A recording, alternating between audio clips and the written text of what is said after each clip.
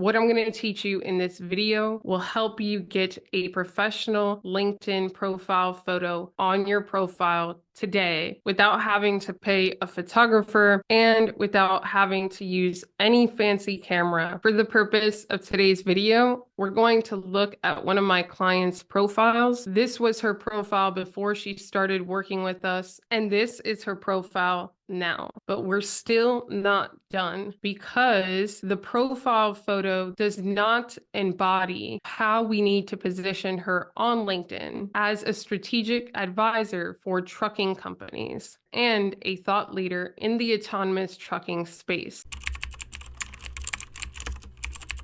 The first step is that I had my client stand against the wall and take a few photos. Now, what you can do is you can go to ChatGPT and put in 4 photos that you take against the wall. When you do this, you don't want to wear the same thing in each photo. As you can see, Jerry has blue, then pink, then blue with the blazer, then white with the blazer. She's not wearing the same outfit in every photo. Act as a strategic personal branding advisor. Which photo is best for LinkedIn profile photo? ChatGPT will break down the answer. For industries that value a sense of boldness or confidence, the blue top with the ruffled collar could be a strong choice.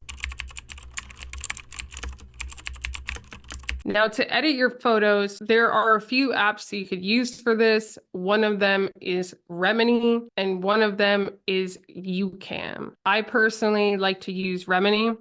So I'm going to go to Remini, and then we're going to click her photo, and it takes about a second to enhance and edit. Here are all of the variations.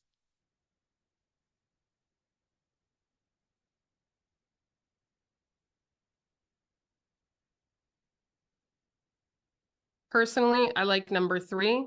Just makes her look vibrant, makes her pop. The blue against her skin is really beautiful. Then what I'm going to do is download by clicking the arrow at the top right. Now we're going to go to Canva. There are a few things that we could do to enhance images in Canva and make them look even fancier. One thing is you're going to click Edit Photo, and then you're going to do an auto focus. This will put a focus on your face and kind of blur out the background. You could change the focus position by this. So let's say that I wanted to focus on the outside and then blur. It would blur Jerry's face. But I don't want that. I want to focus on her face. And then you see the intensity of the blur here is too strong. We got to bring it back and just keep it at around there. That looks good. Now what we're going to do is click adjust.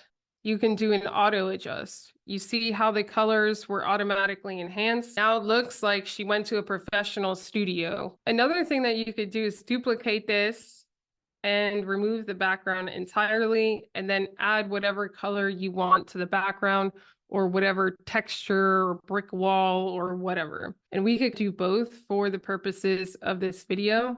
Now, since we removed the background color, to change it, we're going to click the photo and then drag it a little bit to the right and then click over here. This will be the background color. Then what we're going to do is click this color palette up here that says background color.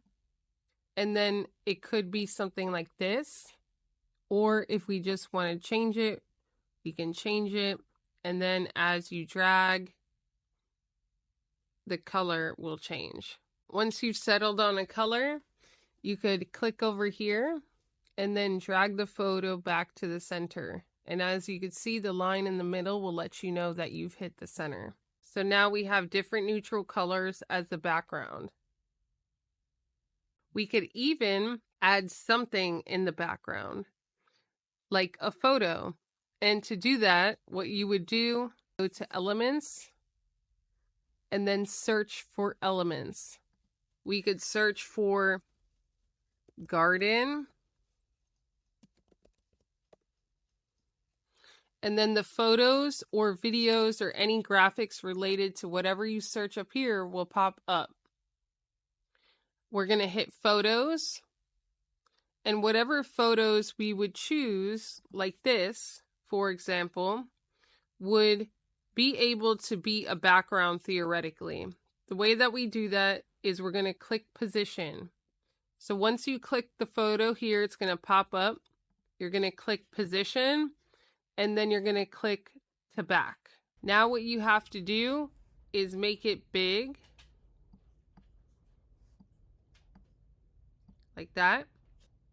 And you could kind of move the ratios to see. And then what you're going to have to do is click this one, and you could see the differentiation between the two when you hover with the purple. You're going to click the background one, edit that photo, scroll down a little bit, and then click blur.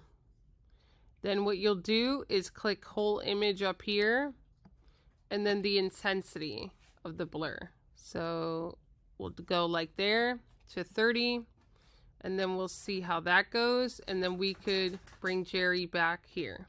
You see? So that's how you could put a background. And go follow Jerry. Make sure that you give her a follow on LinkedIn. Her profile is going to be linked below. Thank you, Jerry. And for reference, that's how we've gone from a photo like this, which is a beautiful photo, but it doesn't look like a professional photo in a studio, to this where it looks like she went to have a photo shoot with the photographer, to this, which is the photo that she ended up choosing. And it's absolutely gorgeous. And it's going to have that element of proper positioning.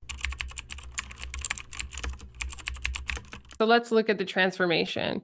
We went from this to this to this.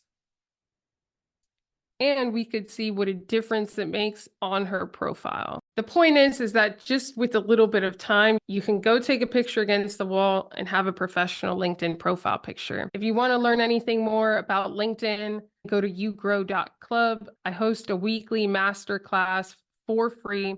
God bless you. Ciao.